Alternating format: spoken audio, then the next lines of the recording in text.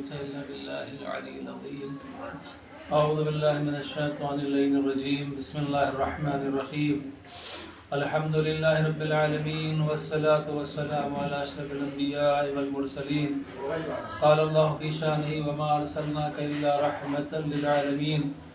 محبوب رب المشرقين والمغربين وجد الحسن والحسين المکی المدنی القرشی الہاشمی المولانا ابی القاسم محمد اللہم صلی علی محمد وعلی محمد آلہ الطیبین الطاہرین المعصومین المظلومین ولعنۃ اللہ علی اعدائهم وغاصب حقوقهم ومنکر فضائلهم وعظمتهم اجمعین.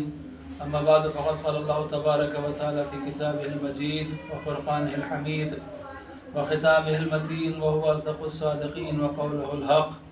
بسم الله الرحمن الرحيم. إنما يريد الله ليذهب عنكم الرجس أهل البيت ويطهركم تطهيرا.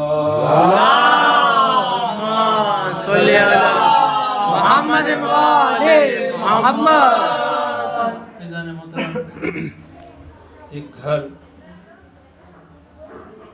کا افتتاح ہو رہا ہے اور ظاہر سی بات ہے کہ گھر والوں سے ہوتا ہے. اور دنیا میں سب سے زیادہ جو عظمت والا گھر ہے وہ اللہ کا گھر ہے جسے بیت اللہ کہا جاتا ہے. سبحان اللہ. لیکن بیت اللہ کو جس نے عظمت بخشی اسے نفس اللہ کہا جاتا ہے. تو گھر کا ذکر اس وقت تک نامکمل ہے جب تک گھر والوں کا ذکر نہ ہو. اسی لیے ہم کعبے سے بھی محبت کرتے ہیں اور مولود کعبہ سے بھی. سبحان اللہ. سبحان اللہ. اس لیے کہ کعبے کے گرد طواف کرنا مولود کعبہ سے محبت کیے بغیر ایسے ہے کہ جیسے انسان سیب سے محبت کر رہا ہو لیکن گوہر کو نہ پہچانے. سبحان اللہ. اس گھرانے کی خوبی ہے جو خصوصیت ہے کائنات میں کسی دوسرے گھرانے کو وہ خوبیاں حاصل نہیں ہوئی. اس لیے کہ اگر آپ ایک سلسلہ دیکھیں جو عصمتوں کا سلسلہ ہے، اللہ سبحانہ و تعالیٰ نے اپنے حبیب حضرت محمد مصطفیٰ اللہم صلی علی محمد وعلی محمد کو اشرف المرسلین بنایا، سید المرسلین بنایا، سید الانبیاء بنایا، امام الانبیاء بنایا، تمام فضیلتیں پیغمبر کے لیے. لیکن جب بیٹی اللہ نے نبی کو عطا کی وہ بیٹی ایسی عطا کی کہ خود پیغمبر کو بھی اس کی تعظیم کے لیے کھڑا ہونا پڑا. اب ظاہر سی بات ہے کہ بیٹی صرف بیٹی نہیں ہے بلکہ نفس رسول سے اس کا عقد ہونا ہے اور بیٹی جو ہے وہ جزو رسالت ہے. جز کا مطلب یہ ہوتا ہے کہ اس وقت تک کل مکمل نہیں ہوتا جب تک کہ جز کو شامل نہ کیا جائے. تو پیغمبر اکرم صلی اللہ علیہ وآلہ وسلم کی ذات گرامی جو تمام کائنات میں اللہ سبحانہ و تعالیٰ کے بعد سب سے افضل و اعلیٰ ہے، لیکن وہ بھی اس وقت تک نامکمل ہے جب تک کہ فضائل جناب زہرا رسول اللہ کے ساتھ میں شامل نہ ہو. تو اب بیٹی ایسی تھی، ظاہر سی بات ہے کہ اسلام یہ حکم دیتا ہے کہ جب رشتہ کیا جائے تو کفو تلاش کیا جائے، یعنی بیٹی کا ہمسر جیسی بیٹی ہے ویسا ہی اس کا شوہر ہونا چاہیے. تو اب جناب زہرا سلام اللہ علیہا کے لیے وہ کون سا شوہر ہو سکتا ہے، کیونکہ جناب فاطمہ زہرا رسول اللہ کے گھر میں پیدا ہوئی ہیں، پیغمبر کی بیٹی ہے. ان کی ماں جناب خدیجہ جناب فاطمہ زہرا کے بعد تمام کائنات میں اولین و آخرین تمام عورتوں سے افضل ہے. تو اب ایسی بیٹی کے لیے رسول رشتہ کہاں سے تلاش کریں؟ اس لیے کہ نبی کے گھر سے افضل تو کوئی گھر ہو ہی نہیں سکتا. اللہ سبحانہ و تعالیٰ نے کہا میرے پیغمبر پریشان ہونے کی ضرورت نہیں ہے، فاطمہ کی ولادت بعد میں ہوئی ہے، ہم نے انتظام پہلے سے کر لیا ہے. اگر بیٹی تمہارے گھر کی ہوگی تو بیٹا ہمارے. صلی اللہ محمد وعلی محمد. محترم، یہ ایک مثال ہے تمام کائنات کے لیے. آج شادیاں ہوتی ہیں، شادیوں میں کبھی انسان جو دیکھتا ہے وہ دیکھا جاتا ہے کہ حسن و جمال، کہیں پر دیکھی جاتی دولت، جہیز کتنا ملے گا، نقد کتنا ملے گا، زمین کتنی ملے گی، جائیداد کتنی ملے گی. اور کہیں پر دیکھا جاتا ہے کہ کہاں شادی کرنے سے ہمارا دھڑا زیادہ مضبوط ہو جائے گا، لاٹھیاں کہاں بڑھ جائیں گی. تو یہ ساری چیزیں جو ہیں، اگر انسان اس میں سے کسی بھی چیز کو اپنے ذہن میں رکھ کے رشتہ کرتا ہے وہ ہمیشہ خسارے میں ہوتا ہے، نقصان میں ہوتا ہے. رشتہ کس لیے ہونا چاہیے؟ شادی کے لیے کہ پہلی شرط کیا ہے کہ ہمسر تلاش کریں اور اس کے بعد میں اس کا تقویٰ دیکھیں، اس کا ایمان، اس کی پرہیزگاری دیکھیں. اس لیے کہ رزق کسی انسان کے ہاتھ میں نہیں ہے بلکہ رزق کا مالک اللہ سبحانہ و تعالیٰ ہے. ہم نے آپ نے کتنے ایسے گھرانے دیکھے ہیں جن کے پاس کل بہت دولت تھی، آج کچھ نہیں ہے. اور کتنے ایسے دیکھے ہوں گے کہ جن کے پاس آج بہت کچھ ہے، کل کچھ نہیں تھا. کل کیا ہوگا ہم نہیں جانتے. لیکن یہ ایمان کی جو دولت ہے یہ ہمیشہ انسان کے ساتھ رہتی ہے. کردار کی دولت ہمیشہ ساتھ رہتی ہے. لہٰذا جب بھی کبھی رشتے کی بات آئے تو ہمیں یہ دیکھنا چاہیے کہ ہم صرف دو گھرانوں کا ملن نہیں کر رہے ہیں بلکہ ایک سلسلہ نسل کا جاری ہونے والا ہے. اور یہ نسل ایسی ہو کہ جب امام زمانہ کا ظہور ہو، اللہم صلی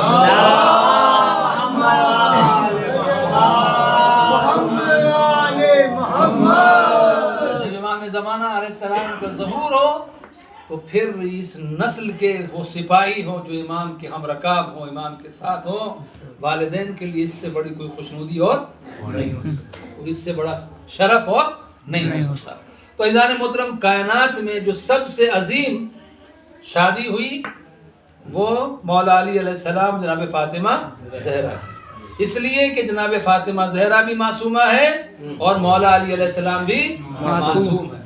تو اگر آپ پوری کائنات میں ملاحظہ کریں گے تو آپ کو ایسا سلسلہ کہیں نہیں ملے گا کہ جہاں پر دو بیٹے ہوئے ہوں، دونوں کے دونوں معصوم ہوں، دونوں کے دونوں امام ہوں. یہ کہیں اور نہیں ملے گا. کیوں؟ اس لیے کہ نہ کسی کی ماں فاطمہ زہرا جیسی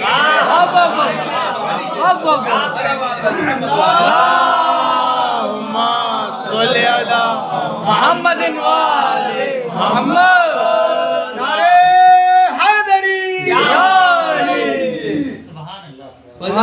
اب یہ جو سلسلہ شروع ہوا، اللہ سبحانہ و تعالیٰ نے جناب فاطمہ زہرا کو وہ شرف بخشا کہ صرف دو بیٹے نہیں بلکہ اس کے بعد امامت کو قیامت تک کے لیے حضرت زہرا کی نسل میں قرار دیا. دنیا میں سجدہ کرنے والے بہت ہوں گے لیکن امام فاطمہ کے گھر کا ہوگا. واہ واہ واہ واہ، سبحان اللہ سبحان اللہ. جنت میں جانے والے بہت ہوں گے لیکن جنت میں لے جانے والا فاطمہ کے گھر کا ہوگا. کلمہ پڑھنے والے بہت ہوں گے لیکن کلمہ پڑھانے والا فاطمہ کے گھر کا ہوگا. دعائیں کرنے والے بہت ہوں گے لیکن دعائیں بخشوانے والے، قبول کروانے والے سبحان اللہ سبحان اللہ. واہ واہ واہ. کیونکہ آج پہلی رجب یہ بہت ہی مبارک عظیم تاریخ ہے پہلی رجب کی. ایک تو رجب کا مہینہ اتنا عظیم مہینہ ہے کہ اللہ سبحانہ و تعالیٰ نے اسے اپنا مہینہ قرار دیا. رجب میرا مہینہ ہے. پیغمبر فرماتے ہیں رجب اللہ کا مہینہ ہے، شعبان رسول اللہ کا مہینہ ہے، نبی نے کہا میرا مہینہ ہے، اور رمضان کا مہینہ میری امت کا مہینہ ہے. یعنی یہ آج کی تاریخ سے کل چاند ہوا، چاند کے نکلنے کے بعد سے ہمارے لیے یعنی آپ کو زمین دے دی گئی، یہ کھیت آپ کا ہے اور سارے سادھن آپ کے پاس موجود ہیں. اب اس میں آپ کو پھول اگانے ہیں یا کانٹے اگانے ہیں، یا اس کو بنجر رکھنا ہے یا اس میں کون سا سبزہ، یہ سب آپ کی اپنی مرضی ہے. لہٰذا کامیابی کس چیز میں ہے کہ اس زمین کو ہم اس طریقے سے ہموار کریں کہ جب رجب کا مہینہ ختم ہو، شعبان کا مہینہ شروع ہو تو فصل لہلا رہی ہو. سبحان اللہ سبحان اللہ. اور اس کے بعد جب ماہ مبارکہ رمضان آئے تو فصل ایسی تیار ہو کہ شب قدر میں ہمیں ایسا خزانہ مل جائے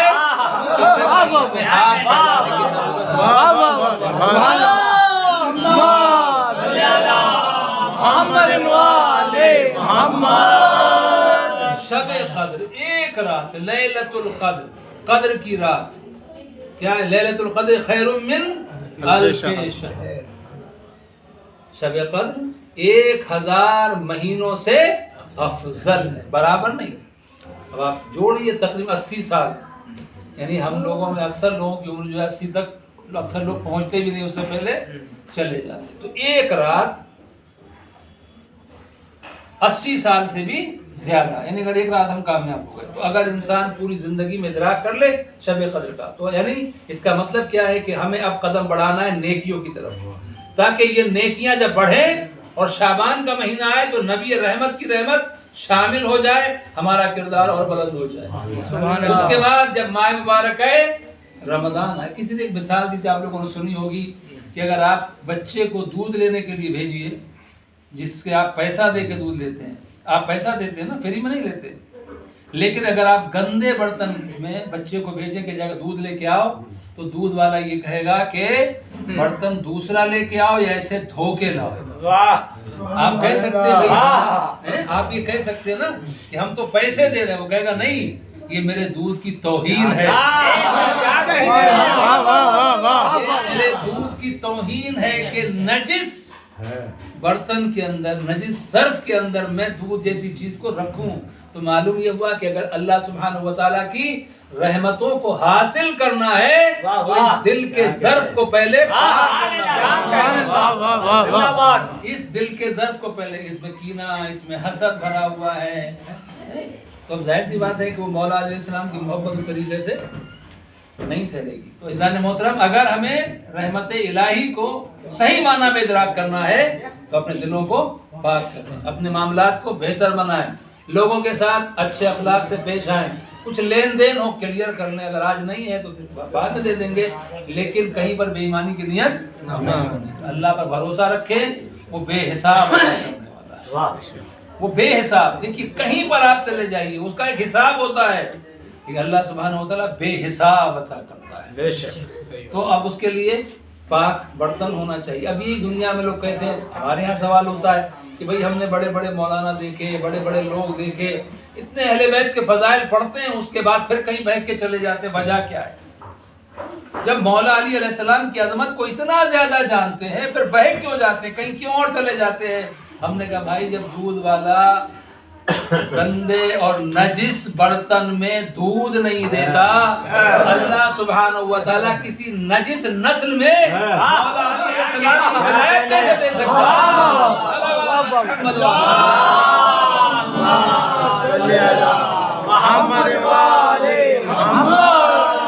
تو مولا علیہ السلام کے لیے، محبت کے لیے نسل کی طہارت ضروری ہے، قلب کی طہارت ضروری ہے۔ اب یہ سلسلہ جناب زہرا سلام اللہ علیہ سے چلا تو اس کے بعد ایک کے بعد ایک امام، یہ فضیلت، یہ شرف آپ کو دنیا میں کہیں نہیں ملے۔ بیٹا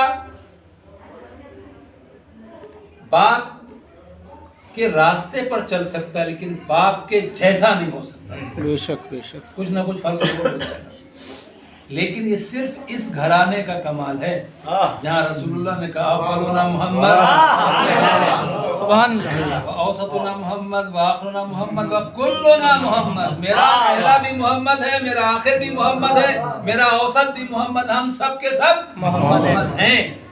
اچھا کبھی یہ بات ہوگی کہ بھائی رسول اللہ نے کہہ دیا ہمارے فرزند ہیں، ہمارے بیٹے، ان کا احترام کرنا، اس لیے نہیں۔ جناب جابر بن عبداللہ انصاری رسول اللہ کے وہ مبارک مکرم محترم عظیم صحابی جنہیں 5ویں امام علیہ السلام کی زیارت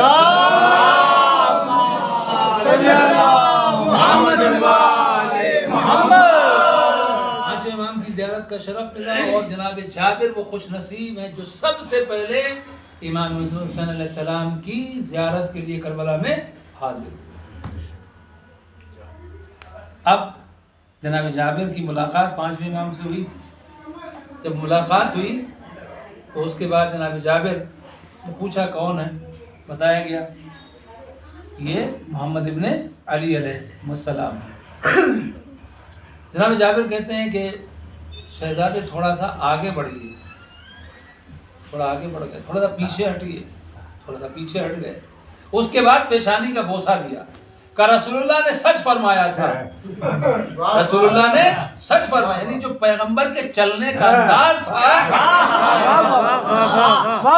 جو چلنے کا انداز تھا، اس انداز میں بھی کوئی فرق نہیں تھا. اور جب پیشانی کا بوسہ دے کے کہا رسول اللہ نے سچ فرمایا تھا، امام فرماتے ہیں جابر میرے جد کی امانت تو میرے حوالے کر دو. میرے جد کی امانت میرے حوالے کر دو. کون سی امانت؟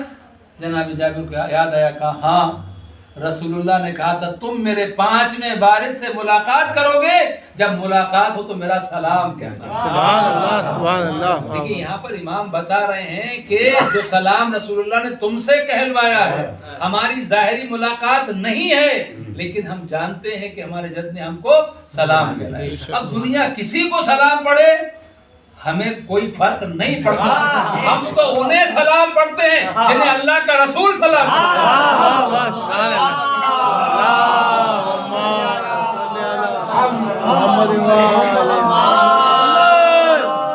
مبارک ہے. رجب کی پہلی تاریخ اور اس کے بعد امام محمد باقر علیہ السلام کی ولادت کی تاریخ ہے. جناب فاطمہ زہرا کے گھر میں 5واں محمد آیا.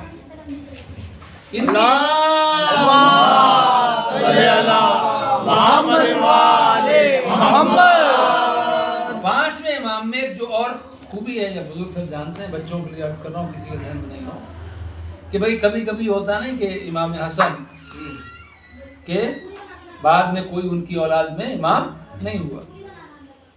امام حسین کے بعد مسلسل سلسلہ آج تک جاری ہے. تو کیا مسئلہ ہوا کہ امام حسن بھی اس امامت میں شریک ہے، اس لیے کہ امام محمد باقر علیہ السلام اللہم صلی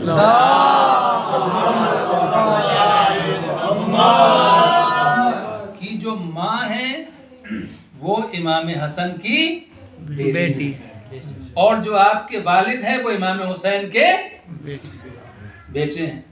تو یعنی یہاں پر کیا ہے کہ اللہ سبحانہ و تعالیٰ لولو و مرجان کو دوبارہ سے سبحان اللہ سبحان اللہ. اور یہ بتا دیا کہ اب جو نسل امامت چل رہی ہے اس میں شیر امام حسن کے گھر کا ہے اور خون امام حسین کے گھر کا. محمد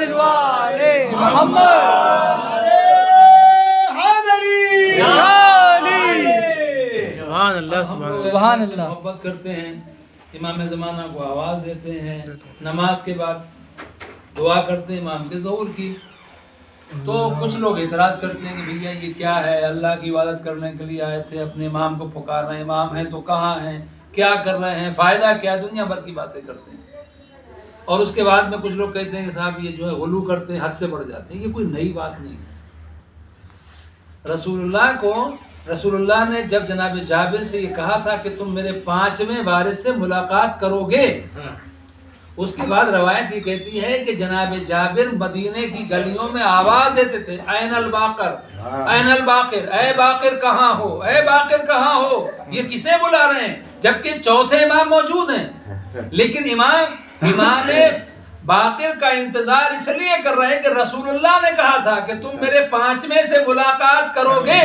تو اگر حجت خدا نگاہوں کے سامنے بھی موجود ہو، اس کے بعد بھی اگر رسول یہ بشارت دے دے کہ میرے فرزند سے ملاقات ہوگی، تو صحابی رسول وہ ہوتا ہے جو گلی گلی تلاش کرے، آواز دے، این الباقر این الباقر، اے باقر کہاں ہو، باقر کہاں ہو. اب ہم سے پوچھو اپنے امام کو کیوں پکارتے ہو؟ تم تو دعویٰ کرتے ہو کہ صحابہ سے محبت کرتے ہو. ہم دعویٰ نہیں کرتے لیکن سیرت صحابہ پر ہم عمل کرتے ہیں. کل جابر کہہ رہے تھے این الباقر، آج ہم کہہ رہے ہیں اے امام زمان تم کہاں ہو. صلی اللہ محمد وعلی محمد. محترم یہ جو سلسلہ ہے، اور ظاہر سی بات ہے کہ اگر کسی گھر کو مبارک قرار دینا ہو، اگر کسی محفل کو مبارک بنانا ہو، اگر کسی ذکر کو زینت دینا ہو تو وہاں پر ذکر محمد و آل محمد علیہ السلام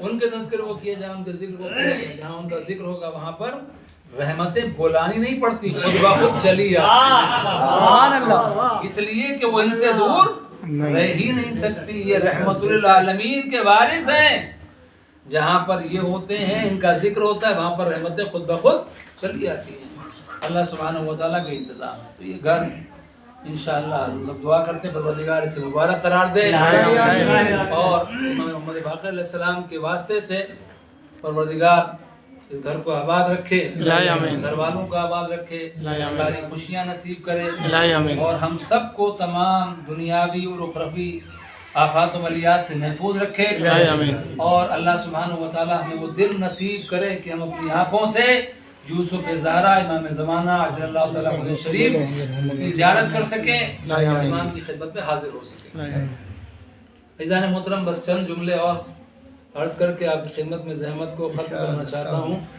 کہ ہم جو کچھ کرتے ہیں ہمیں یہ لگتا ہے ہم نے کچھ کر لیا، کبھی لوگ جو ہے میں نے یہ کیا، میں نے یہ کیا، میں نے یہ کیا، ہم کچھ بھی نہیں کر پاتے جب تک کہ اس کی رحمت شامل حال نہ ہو۔ اسی لیے آپ نے قرآن میں کہ جناب سلیمان کے سامنے جب تخت بلقیس لایا گیا تو انہوں نے فخر سے یہ نہیں کہا کہ دیکھو میں نے منگوا لیا، بلکہ کہا ہذا من فضل ربی، یہ میرے رب کا فضل ہے، اس رب کے فضل کی وجہ سے ہوا ہے، لہٰذا اگر دنیا میں ہمیں کوئی کامیابی ملے تو ہم یہ سمجھیں کہ یہ کامیابی اللہ کی رحمت کی وجہ سے ہے، آل محمد کے صدقے کی وجہ سے ہے، اور اگر کوئی تکلیف آ جائے تو یہ سمجھے یہ شاید کہیں کوئی ہمارا گناہ ہے، کوئی غلطی ہو گئی جس کی وجہ سے ہمارے سامنے آئی ہے، یا ہو سکتا ہے کہ جن کے رتبے ہیں سوا ان کو سوا مشکل ہے۔ یہ کہنا بہت آسان ہے، ہم اہل بیت سے محبت کرتے ہیں، لیکن اہل بیت کی محبت ہر زمانے میں قربانی مانگتی ہے، ایثار کا جذبہ ہونا چاہیے۔ امتحان ہوگا، ٹیسٹ ہوگا، ایک طرف آپ کو دنیا دکھائی دے گی، چلے جاؤ مگر آل محمد سے دور ہو جاؤ گے، ایک طرف آپ کو پریشانیاں دکھائی دیں گی، لیکن اگر چلے گئے تو پھر دنیا کے پیچھے آپ کو جانا نہیں پڑے گا، بلکہ دنیا آپ کے پیچھے پیچھے چلی جائے گی، آپ کے قدموں میں چلی جائے گی، اس لیے کہ آل محمد کے چاہنے والے دنیا کے غلام نہیں بلکہ دنیا ان کی غلام ہوتی ہے، وہ دنیا کے محتاج نہیں ہوتے، دنیا ان کی محتاج ہوتی ہے۔ تو عزیزان محترم، یہ جو سلسلہ ہے عصمتوں کا سلسلہ، ماہ رجب کے سلسلے سے ایک بات عرض کر دوں کہ اس مبارک مہینے میں سب سے زیادہ جو ثواب بیان کیا گیا ہے وہ یہ ہے کہ انسان روزہ رکھے، مستحب روزہ، سنتی روزہ، کسی پہ اگر واجب ہے تو وہ قضا کر لے اپنی، لیکن اس مہینے میں روزہ رکھنے کا بہت زیادہ ثواب۔ ایک روزہ اگر انسان رکھے، امام موسیٰ کاظم علیہ السلام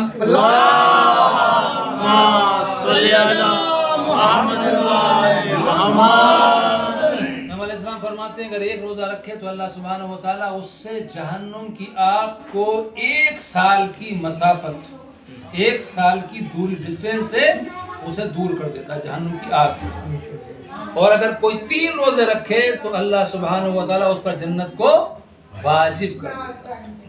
اب پھر وہی والی بات آ جائے گی، کچھ لوگ کہتے ہیں کہ یہ شیعہ لوگ کہتے ہیں کہ رونے سے صرف جنت مل جائے گی، یہ صرف ایسے نہیں ملتی، شرطیں ہر جگہ رہتی ہیں۔ 3 روزے رکھ لیے جنت پکی ہو گئی؟ نہیں، جنہوں نے سب کچھ کیا ان کے پاس بھی گارنٹی نہیں ہے۔ اگر ہمارے اعمال اچھے ہوں، امام نے کہا ہے کہ اس کے بعد 3 روزے رکھو تو جنت واجب ہو جائے گی۔ تو اس میں روزے رکھنے کا ثواب، صدقے کا ثواب بہت زیادہ، جتنا ہو سکے صدقہ دیں، اور جو بھی کار خیر کر سکتے دعائیں ہیں رجب کے مہینے کی انہیں پڑھیں، اور اس مہینے میں بہت سارے ہمارے ائمہ کی ولادتیں ہیں، بہت سارے بڑی بڑی تاریخیں ہیں، ان کا اہتمام کریں، امام کو یاد کریں، معصوم کو یاد کریں، جس کا تذکرہ کیا دن ہو، جس کی شب ہو اس میں یاد کریں، تو اگر یہ چیزیں ہمارے شامل حال رہیں گی تو انشاءاللہ ہماری دنیا کی مشکلیں بھی آسان ہو جائیں گی. اور اچھا میں ایک بات عرض کر کے آپ کی ذمہ تمام کروں، وہ یہ کہ اللہ سبحانہ و تعالی ہمارا رازق ہے، وہ ہمیں رزق دیتا ہے. کوشش کرنا ہمارا کام ہے، رزق دینا اس کا کام. لیکن اگر ہم نے دنیا کے لیے دین کو چھوڑ دیا تو دنیا میں جو ہمیں حاصل ہوا وہ ویسے بھی حاصل ہونے والا تھا، لیکن دین چھوڑ کے ہم نقصان میں چل گئے. اور اگر ہم نے دین کو پکڑے رکھا، دینداری کے ساتھ اگر ہم کوئی کام بزنس کر رہے ہیں، کھیتی کر رہے ہیں، جو کام بھی کر رہے ہیں دینداری کے ساتھ، تو جو ہماری قسمت کا رزق ہے وہ بھی ملے گا، اس کے اندر برکت بھی ہوگی اور ہماری آخرت بھی بہتر ہو جائے گی. لہٰذا کہیں پر بھی اگر دو چیزوں میں سے ایک چننا ہو، دنیا یا دین، تو ہمیشہ ہمارا انتخاب جو ہے وہ دین ہونا چاہیے، دنیا کبھی نہیں ہونی چاہیے. اس لیے کہ دنیا تو اللہ نے بنائی ہمارے لیے، انسانوں کے لیے مسخر کیا ہے. زمین اور آسمانوں کو سب کچھ اللہ نے مسخر کر دیا انسان کے لیے، ملنے والی ہے. لہذا کوشش کریں اگر انسان جائز کمائی کرتا ہے تو یہ محنت کرنا، مشقت کرنا، کھیتی کرنا جو بھی ہو، یہ سب عبادت ہے. جتنا بھی وقت ہم اس میں گزارتے سب عبادت. عبادت صرف تسبیح پڑھنا ہی نہیں ہے. اگر آپ واجبات کو ادا کر رہے ہیں اور اس کے بعد اپنے اہل و عیال کے لیے حاضو کا رزق فراہم کر رہے ہیں، تو جو بھی آپ کام کر رہے ہیں، آپ کہیں جاب کر رہے ہوں، آپ کہیں کام کر رہے ہوں، جو بھی ہو، آپ جتنا کام کریں سب عبادت ہے. تو لیکن اگر کوئی ایسا وقت آتا ہے کہ نہیں، ایک طرف دین کی بات ہے، ایک طرف دنیا کی بات، نماز کا وقت ہو گیا، ہمیں کسی ایک جگہ کام پہ جانا ہے کہ معلوم ہوا کہ اگر ہم یہ کام کریں گے تو ہماری نماز چلی جائے گی، تو ہمیں ایسے کاموں سے اپنے آپ کو بچانا چاہیے. کیوں؟ اس لیے کہ یہ کام ہو یا نہ ہو، اللہ ہمارے حصے کی روزی ہمیں ضرور دے گا. لیکن اگر اس کے سامنے حاضر نہ ہو پائے تو یہ شرمندگی بہت بڑی ہو جائے گی. ایک شخص امام جعفر علیہ السلام صلی اللہ محمد والے محمد. چھٹے امام کے یہاں ایک شخص آتا تھا حج پہ.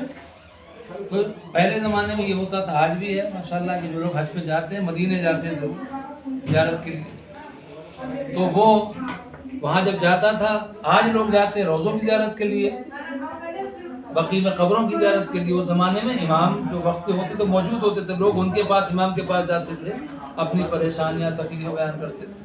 لہذا وہ شخص مدینے جب جاتا تھا امام کے پاس، ملاقات کی، حج کے بعد زیارت کی، امام کی واپس چلا گیا. ایک مرتبہ وہ آیا اور اس نے آنے کے بعد میں کہا کہ اپنے رسول اللہ، میرے پاس کچھ رقم ہے، کچھ پیسہ ہے، یہ پیسہ میں آپ کو دے رہا ہوں، آپ میرے لیے کوئی مناسب مکان تلاش کریں.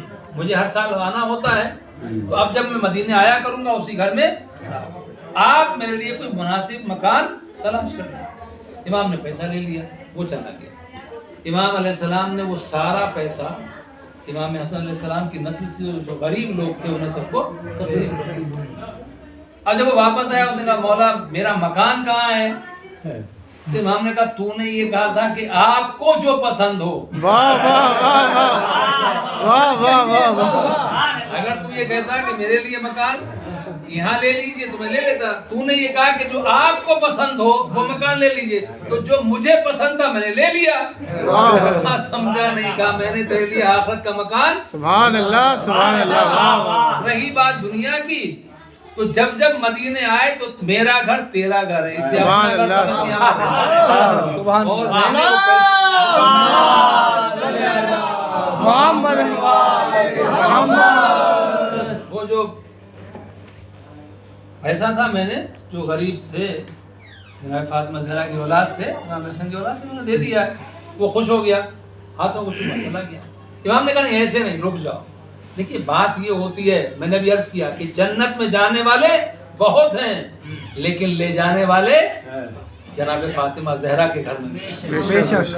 تو امام نے اس کے بعد میں کہا کہ بھائی جو کوئی گھر خریدتا ہے تو اس کے پاس کچھ کاغذ ہوتا ہے نا، ثبوت تو ہو. تو امام نے ایک کاغذ پہ اسے لکھ کے دیا کہ میں نے جنت کا فلاں مکان اس کے ہاتھ بیچ دیا ہے.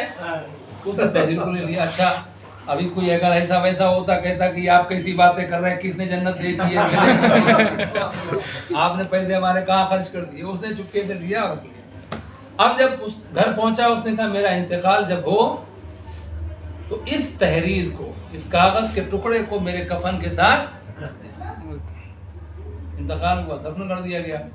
اب جب دفن کیا گیا ایسا اس کے بعد جب اس کی قبر پر فاتحہ پڑھنے کے لیے پہنچے تو کیا دیکھا, وہ کاغذ کا ٹکڑا جو کفن میں تھا وہ قبر کے اوپر رکھا ہوا. سبحان اللہ. اور وہاں جو امام نے لکھا تھا اس کے نیچے اس کی تحریر موجود ہے کہ امام نے جو مجھ سے وعدہ کیا تھا وہ پورا کر دیا ہے, مجھے جنت میں مکان مل چکا ہے.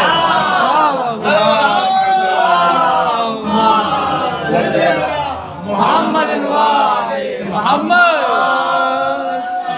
سوئیان محترم, یہ آل محمد کی محبت, اہل بیت کی محمد, محمد و آل محمد کی محبت ایسی ہے کہ دنیا میں بھی انسان کی مشکلات کو آسان کرتی ہے اور مرنے کے بعد بھی اسے دائمی خوشی نصیب ہوتی ہے.